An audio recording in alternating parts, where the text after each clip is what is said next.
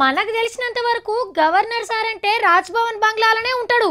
ముఖ్యమంత్రితోని ప్రమాణ స్వీకారం చేపించేటప్పుడు, జెండా వందనం అప్పుడు, లేదంటే ఢిల్లీకి వెళ్ళి రాష్ట్రపతి సారో ప్రధానమంత్రి సార్ వస్తేనే బయటికి వెళ్ళేటోళ్ళు. గవర్నర్ సార్ని చూడాలంటే ఈ బంగ్లాకే పోవాలి కానీ వాళ్ళు బయటకు వచ్చేటోళ్ళు గారు. ఇక గవర్నర్లు ఎప్పుడు రాజ్యాంగం, ప్రజాస్వామ్యం, చట్టాల గురించి తప్ప ఇంకేది మాట్లాడకపోదురు. కానీ మన నరసింహం సార్ వచ్చినాక మొత్తం తరికే మార్చేసిండు. రాజకీయాలు తప్ప అన్ని మాట్లాడతాడు. జనం మనసులో ఏది ఉంటుంది కుండెత్తేసినట్టే మాట్లాడతాడు నరసింహం సారు. దావకాన్లో ఓపెనింగ్ అని పోతాడు. జనగా లెక్క జనాన్ని ఎందుకు పిలుచుక తింటున్నారు అని 4 జోబు వస్తాడు.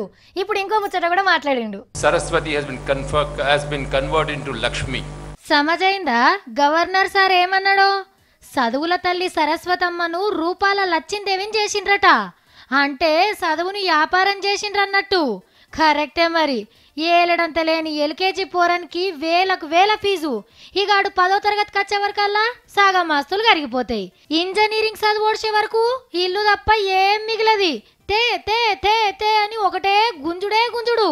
లక్షల రూపాయలు వచ్చి చదివిస్తే ఆఖరికి If after 5 years of engineering education, if a student has to come and look for a job as a peon, there is something wrong with our education system. 10వ తరగతి ఫెయిల్ అయినోడు చేసేసుకోవాలి ఒక అప్లికేషన్ పెడతారు.